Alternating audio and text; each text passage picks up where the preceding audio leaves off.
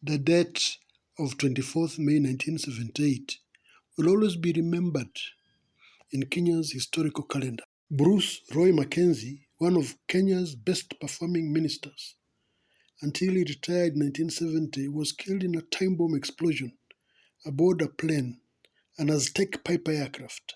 Mackenzie died together with two other businessmen, namely Mr. Keith Savage and Gavin Whitelaw. The fourth person was the pilot, Mr. Paul Lennox. The Kenya government pursued the sabotage theory. The government stated that a carefully set time bomb had been planted in the Piper Aztec aircraft. The time bomb was planted while the aircraft was parked at Uganda's Entebbe airport. The investigations carried on the debris, ashes, and other components of what was left of the aircraft revealed that the time bomb had been carefully concealed in the aircraft. The explosion indicated that the aircraft tail ensemble, engine, and a number of other parts lay at different places within the perimeter area of the crash. Those who witnessed the aircraft crash described it as ear-shattering explosion. A thick bill of smoke was strongly suggestive of a bomb blast. The Kenya ballistics experts and other investigators carefully processed every shred of evidence, working around the clock. In follow-up with the Ugandan government, the Kenya government sent a telegram. The telegram said, evidence coming out of the air crash, which killed Mr. Bruce McKenzie, Mr. Keith Savage, and Mr. Gavin Whitelaw, and Mr. Paul Lennox, showed that a bomb had been planted in the aircraft, which was parked at Entebbe Airport. Kenya would feel very grateful if you'd cause your security organizations to investigate and take action against the perpetrators of the dastardly act. The telegram had been addressed to the Ministry of External Affairs. The Ugandan government announcement said that according to information that was available at Entebbe Airport, the private light aircraft, an Aztec Piper, had been parked at the airport and securely locked, and the key kept by the owner. Entebbe, a spokesman for Entebbe International Airport, refuted what they called malicious press reports from Nairobi and BBC, alleging that a bomb was planted. They proceeded to state that in the afternoon of May 24th, the aircraft with 4 people on board was cleared to fly to Nairobi under visual flight rules and took off perfectly at 13:19 hours GMT, without any abnormalities reported by the pilot.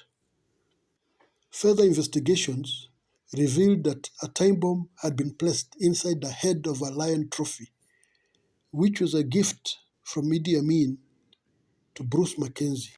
The plane exploded 5 minutes before it was due to touch down at Wilson Airport. President Idi Amin immediately sent a message of condolences to President Jomo Kenyatta over the death of Mr. McKenzie and the other 3. The Daily Express in Britain put the blame on President Idi Amin for the death of Bruce McKenzie. It had been claimed that Idi Amin had never forgiven McKenzie for his reported role in organizing the raid at Entebbe Airport in 1976. It was heavily speculated that a former Israeli Prime Minister, Ehud Barak, and one of the most decorated Israeli soldiers, participated in a meeting at Njonjo's house, which was also attended by Mr. McKenzie, among others, to plan for the Entebbe attack. After the attack, Idi Amin was very bitter. At one time, he planned to attack Kenya. Soldiers in a number of Ugandan army barracks were instructed to prepare through rehearsals that took place in their barracks. However, this was called off at the last minute. The theory was that Arab militants working with the Popular Front for Liberation of Palestine and the German Baader Meinhof gang, together with the Ugandan government, were key players in planning the attack on Bruce McKenzie's plane. Ever since Uganda severed relationship with Israel in 1972, new policies by the Amin government favored Arab and European militants the country was becoming a bastion for diverse groups,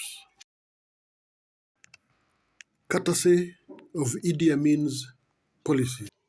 Mr. Mackenzie had played an important role in giving information which led to the arrest of 3 Arab gunmen and 2 German militants who planned to smuggle arms, including some 6 anti-aircraft guns.